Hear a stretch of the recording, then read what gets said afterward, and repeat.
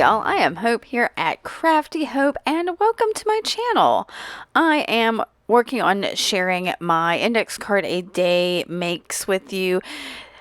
Index card a day is a challenge also known as ICAD that comes from Tammy Garcia. She does this each June and July and offers up this challenge as a way to create every day for those 2 months on just a small index card. She recommends a 3x5 or 4x6, but nothing larger, just to keep it small and manageable. To help inspire you, Tammy provides daily prompts and weekly themes along with other little tidbits. You can definitely check out her site and her Instagram. I will have all of that below. In addition, my friend Nina Fickett has mixed media ICAD prompts that she shares during those 2 months. So today I am sharing with you cards with numbers 43, 44, and 45. So this is card 43, which was done on the 13th of July. I think that's right. And the 2 prompts, the one from Daisy Yellow was fragile, and the Mix Me ICAD prompt from Nina was newspaper or newsprint.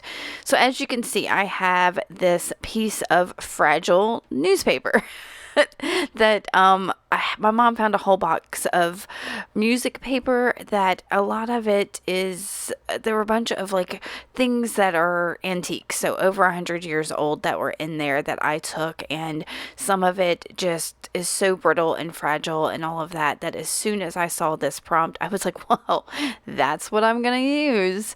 So I took one little piece of it, broke it down, you saw, and used my Liquitex fluid matte medium to glue it down, and then I dried it. So I am coming in from there with some, is this Stormy Sky, I think, Distress Oxide, and one of my hand carved stamps. Y'all, this is just a stamp I carved out of an eraser. I have a tutorial on how I do that, but it's a basic stamp carving. I'm just thrifty, and so I tend to use erasers for it. So all right, so I made a couple little stamps there, and you can see that Stormy Sky didn't make a super big imprint on there. What I like about the Distress Oxide is that they are fairly opaque, so I thought that that might help on that kind of darkened, aged newspaper, but it's all right. I dipped into a little stash I have of fabrics. I think those are things maybe left over from my snippet roll that I did during the 100-day project. I'm not sure. It was a bunch of fabrics. I had this piece of, I believe it's canvas drop cloth that was in there that I tore down, and then I went in with a paintbrush and some water, and I am blurring the edges of that stamped image, or those stamped images. I do love that's what I like about the Distress products, is that they kind of move like that they're water reactive, and I can move them around. I needed something a little bit darker on there, so I've grabbed transparent raw umber, I think, not distress. It is acrylic paint from Liquitex. Acrylic ink. Oh my gosh, y'all. I know what this is. It is transparent raw umber acrylic ink from Liquitex. So I splattered that on there with a wet paintbrush again, and now I'm inking up the edges with Distress ink in walnut stain. So I'm just going around the edges of this that kind of frames it up, and it also brings that same kind of brown color to the edges. Now, one of the things I will warn you about the Distress oxides and inks is sometimes it takes them, especially the oxides, they take forever to dry. Like, just don't dry thoroughly very well. So I decided what I was going to do was add some embossing powder. This is actually iced enamels, which is used for jewelry making, but it works the same as an embossing powder. And this is the Relique one, so it's kind of a white one. These are kind of hard to find. I don't know that they are like a new product or they're around much, but it's a thing I definitely have in my stash. So as you saw, I put that right onto that wet Distress oxides, and now as you can see, I'm heating it up with my heat gun, and it melts and molds and becomes more solid as you heat it. You can see that white kind of pops out. So that added a touch of white that I really needed on here to brighten this up. And I'm going to futz for a little bit with that canvas drop cloth that's there. And I think that drop cloth, I don't know, the larger piece of it had some, I don't know, some ink or something on it. So you can kind of see in that upper right of it that there's something brown on it. It's probably some of my black tea rust. So, and I decided, let's make a stack. So I've got another piece of like some printed duck cloth there that I'm gonna futz with for a little bit, and I had to pull out some other things. I finally end up with some kind of a thinner piece of cloth there, and I'm gonna make just a little fabric stack. And I'll futz with it. I'm going to end up taking this to my sewing machine and stitching the little stack directly on my card. It'll be in a different configuration than you'll actually see here, because I think on the way to my sewing machine, I was like, oh, you know what would be really nice? So you'll see that in a bit, because I really like to see that fraying. And yeah, so I knew I wanted the fraying of that a drop cloth kind of at the bottom so you could see all of that, and then the fraying of the other two kind of pointed up. So this worked out really nicely, and you can see I did a straight stitch all the way across it. Just, yeah, from my sewing machine, I did it just back and forth. I reversed my sewing machine, went forward, reversed it, went the other way, and made just a sketchy stitch. Now, at the beginning of this, I cut out from that music paper part of the title, and it says, I said goodbye, which in my head, it's I say good day, sir. So it's like, I said goodbye. And I think it's funny, but I don't think the music was probably that funny. So that's what I'm going to use. It's like my focal element on here. And I've got matte gel medium this time to put on the back of it, to put on that fabric. I think I inked the edges of that, but very carefully, because again, that newspaper is so brittle, just so brittle. And I felt like I needed a little something else, so I'm bringing in, this is an R2 rollerball pen from Dollar Tree. I like it because when you use it, it does this. If you hit it with water, not long after you use it, it gets blendy and blurry and just, I love it.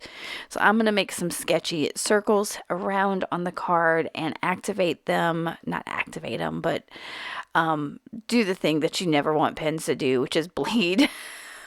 So I'm going to do that around on here and call it done. So I'm going to give you a look at this, one quick picture of it, but I'm going to have detailed pictures of this card at the end, along with the other 3 cards that I'm sharing today. So as you can see, I'm going to get super futzy with this. I think I lost the shape of my circles there, so I'm bringing those back in real quick before I finish this up.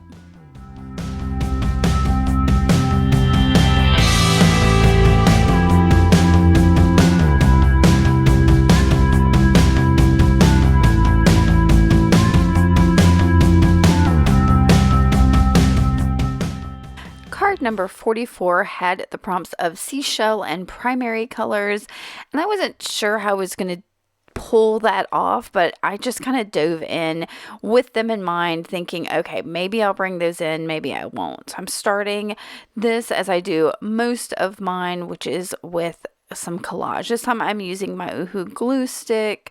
Y'all, sometimes I never know what adhesive. It just depends on what I'm feeling that day.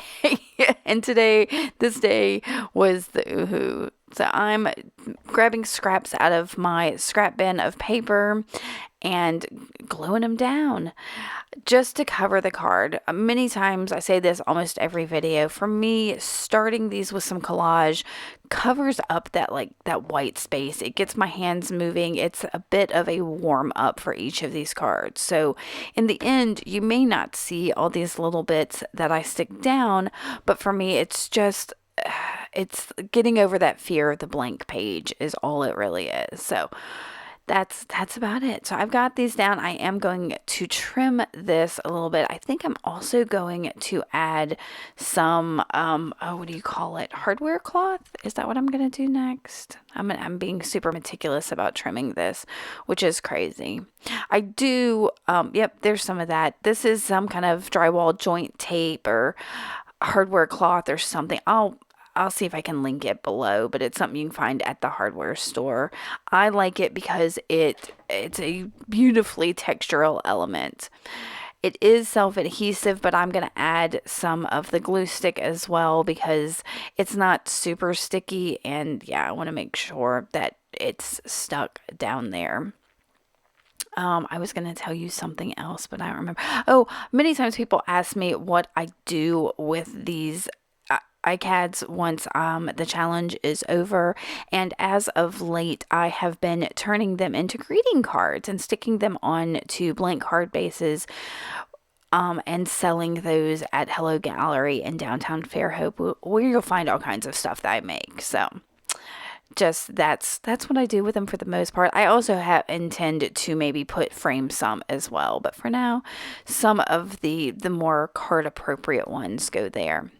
So as you can see, I did pull out the primary colors, red, yellow, and blue, and these are Stabilo Woodies, which are 3-in-1 crayons, which you can use as a crayon, or they're water soluble, or I can't remember the other thing that they do.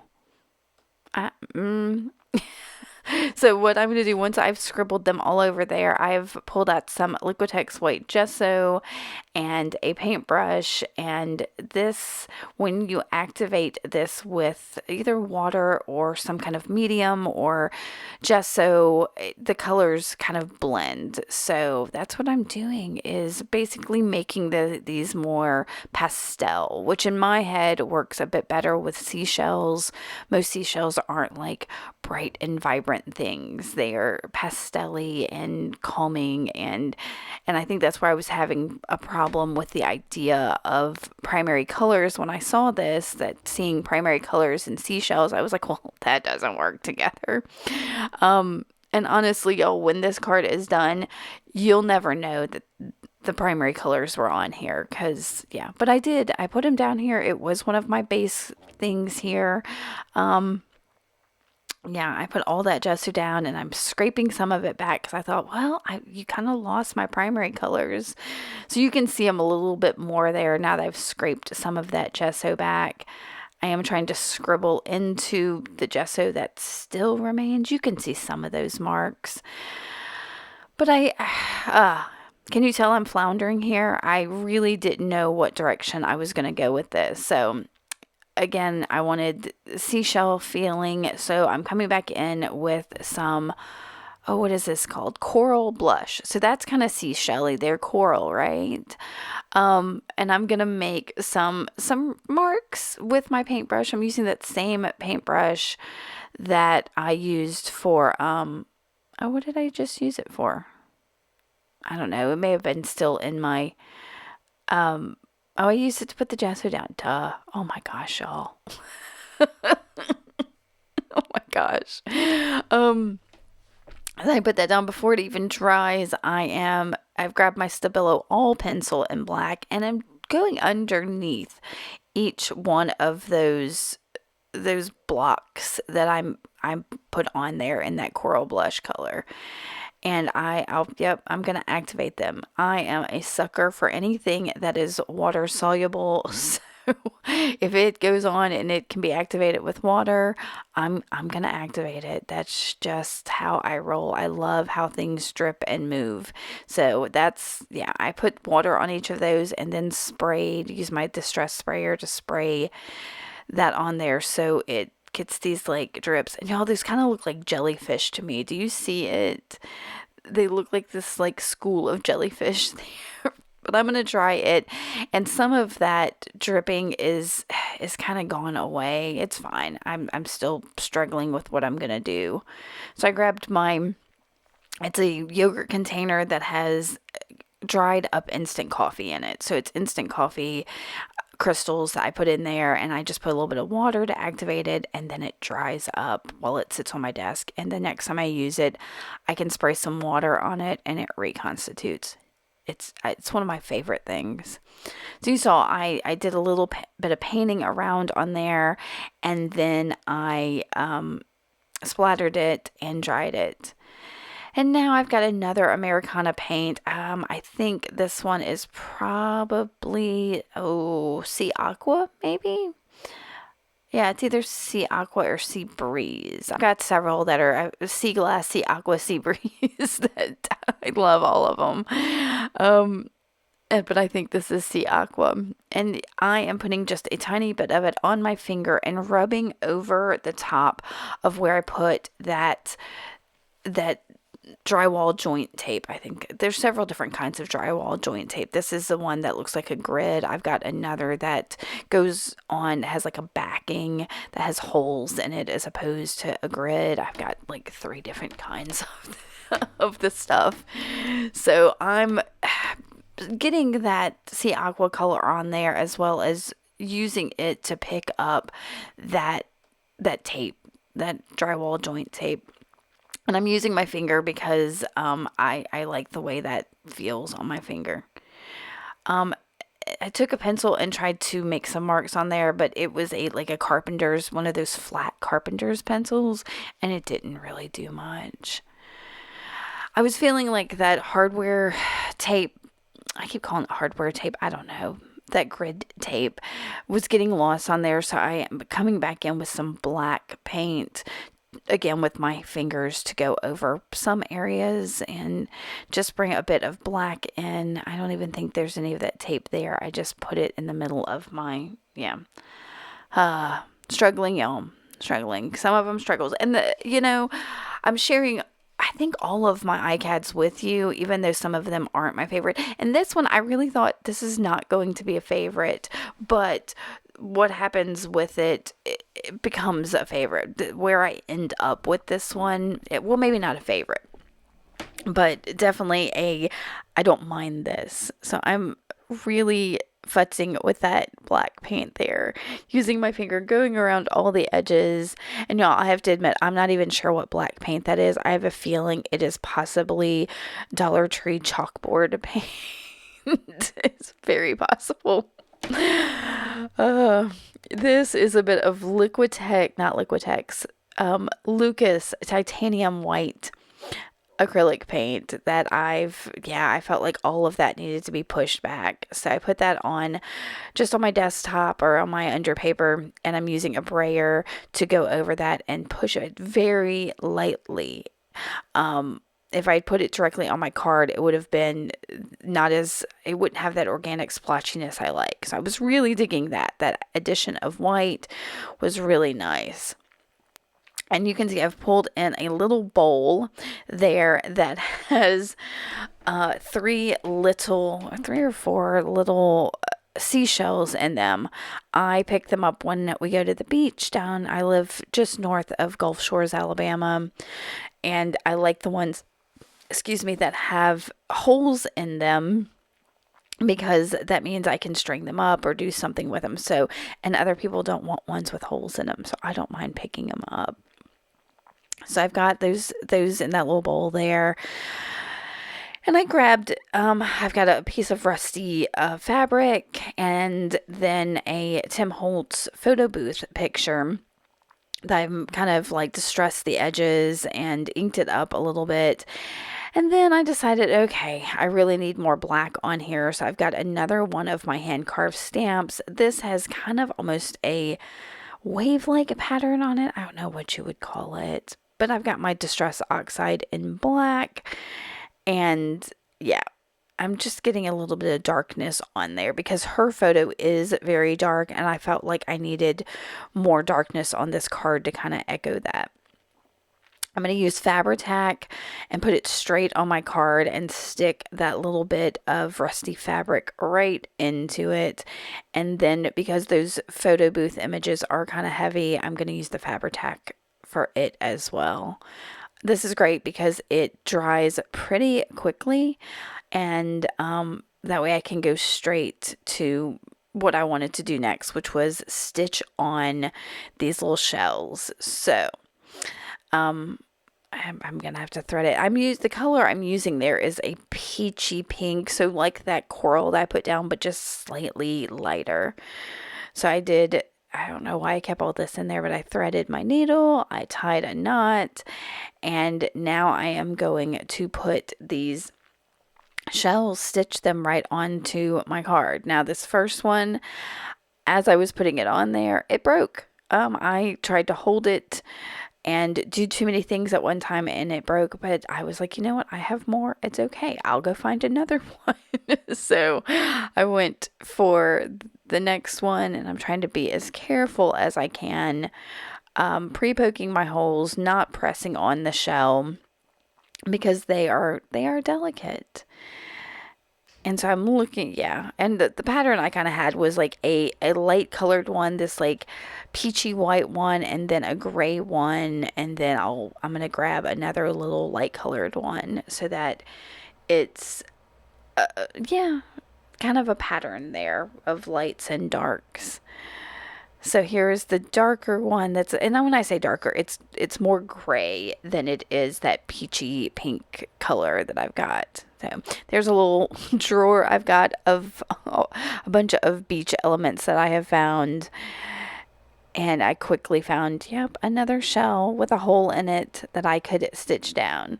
So once I get these 3 stitch on here, and I'm doing 2 stitches on each of them, kind of in a V shape, so that I'm not going through the same hole several times. And when we jumped ahead, I went through a little container I've got of a bunch of words I've cut out, and I found one that says Return to Paradise Island, which I thought was absolutely perfect, seeing as this has such a like beach theme. And I trimmed that down. I'm going to ink it up and stick it down on my card. And then I think that's going to be it for this card. And I'll give you a look at it as soon as I get it done. Yeah, I'm trying to figure out where my ooh went. So I'll glue that down and finish this card up. And then we'll get to the last card in this video.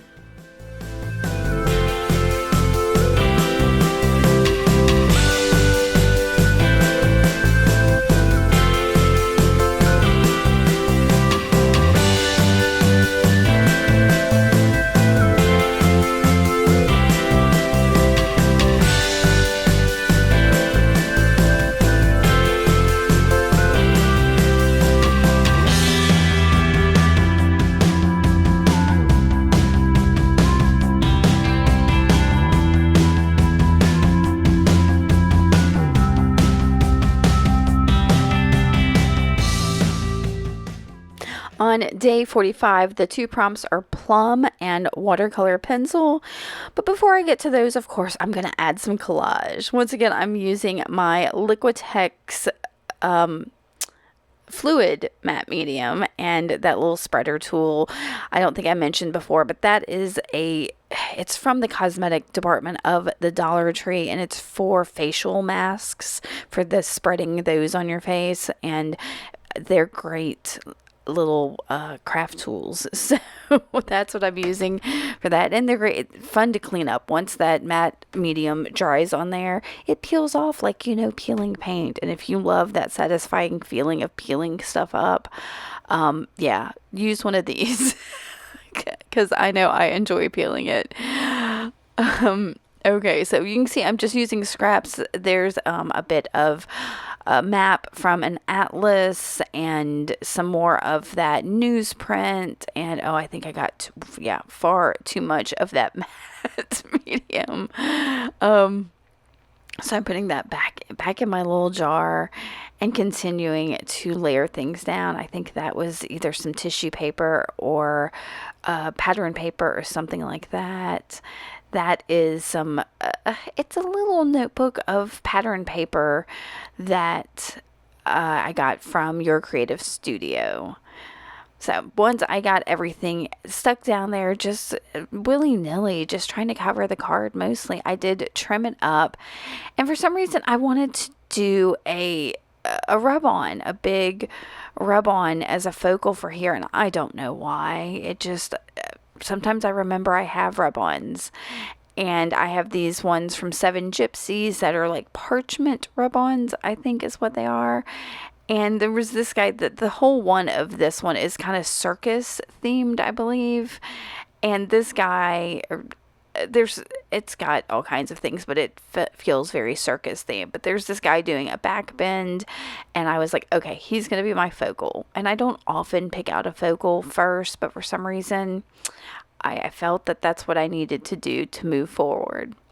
Then I grabbed these Faber-Castell watercolor pencils that I have. These were actually, I find it funny, these were a gift from Nina for over Christmas or during the month of December last year. Nina and I did an advent calendar swap, and I don't even know what day it was, but one of the days of that, she gifted me with these Faber-Castell watercolor pencils in shades of blue, which, if y'all know me, blue is my favorite. So granted, they don't really go with the plum prompt, that's the daisy yellow prompt, but since it was Nina's prompt was watercolor pencil, I was like, yeah, I'm gonna use the watercolor pencils that Nina sent me. So and I forgot how fun these were.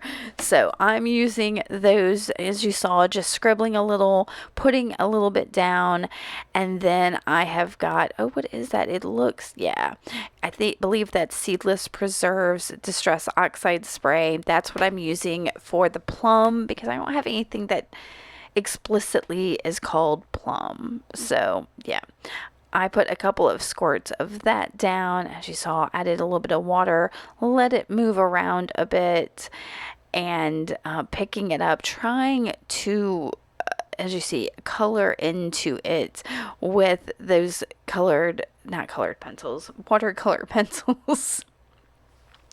And that was a neat feeling. I think that's something I need to play around with a bit more, maybe on something that doesn't have so many different papers and surfaces on it, because doing that, I felt like I was just kind of peeling up the layers that were on there. So I put a little gesso down again on my table and am going over this with my brayer. Now, because both of those are water reactive, both the pencil and the Distress Oxides, everything kind of turns that Seedless Preserves color, which is fine, but it just kind of reacted, and that white doesn't really stay on there. Everything becomes kind of purpley. I've pulled out that rub-on, kind of moving it around, trying to decide, where do I think it would look? Yeah, I had to, I realized I was looking at it upside down. I was trying not to put it down. So, what am I going to do? I'm going to do something. I have this is some kind of brush pen. I think I picked it up at Pop Shelf or some kind of dollar store craft section. And I wanted some marks on here, so I'm just using that because it was handy, and I need to use the supplies that I have. So I'm using that, and actually, I'm trying to think if that's what that pen is. That could be something from Arteza. I'm not positive. So I am going to look at this some more, make sure everything's dry, futz with it, and I think you can tell I struggled a bit with these 3 cards. Well, the first one, not so much. The first one definitely felt a bit more like me, and these last 2, a little more futzing, but I still like how they turned out. So I'm finally decided on where this rub-on is going, and I'm using my bone folder. You can use a popsicle stick or the back of your scissors or a chopstick or whatever you have available. Most rub-ons come with something like a popsicle stick that you can use to rub, but I really like the bone folder because it has so much more like width to it, so I can cover more area. So because one side's that flat side and then the other side's got the point, so if I need to get details, I can use the point. This is just how I work. So I am rubbing it up. As you can see, that parchment started to roll up as it came apart. So I felt like he needed some definition, like some highlights basically. So I'm using a Stabilo all pencil in white to go around him to try to give him that definition, because some of that background is so dark. Yeah, he needed to be lifted, and I felt like some white is what would do it. So that's what I'm starting with. He'll get more lifting in just a little bit. So next thing I wanted to do was have a phrase for him, and because he is doing that back bend, the phrase "I'll tumble for you" came in my head. That of course is a Boy George, I believe, Culture Club song. And so every time I see this, I start singing it in my head. So I'm sorry if I've made you do the same thing. So I did tear it down a little bit. I'm leaving, no, I tore it all the way around. No, the top of it is more straight. I couldn't, because I typed it so close to that top edge, I couldn't tear it down.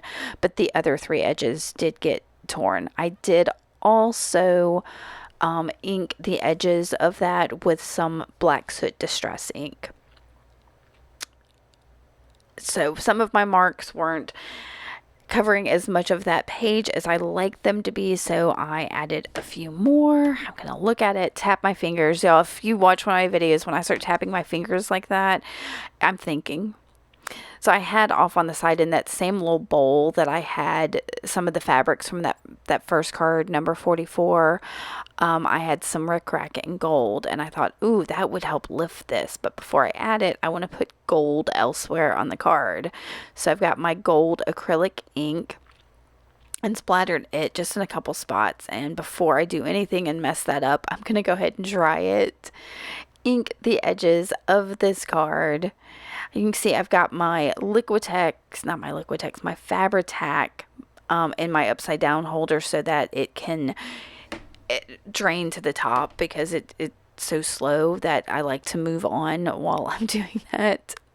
And because that gesso didn't whiten this card up, didn't add that pop that I wanted, I am going around the edges of this with just a dot border using a Sharpie paint pen. Yeah, any kind of paint pen would work, but I grabbed the Sharpie one. Made those dots. I'm going to go ahead and stick down my little bit of rickrack on my, actually, yeah, I'm going to put the Fabri-Tac on the rickrack, stick that on my card very quickly before it sticks to my finger, and then do the same thing with that with my little typed up phrase. Now I'm still feeling like my little back flip guy is not exactly what I want, so I'm going to grab a gold pen, a gold gel pen, and go around him, and that helps bring the gold onto him as well. And then once that is done, I am finished with this card and this set of 3 cards for ICAD. If you have any questions about this process, please ask me below in the comments section. I will, I'd be happy to answer those for you. And if you like this, please help me out and help other people find me by giving me a thumbs up. I appreciate that you came and spent this time with me, and I will see y'all later with more crafty videos. Thanks for watching. Bye.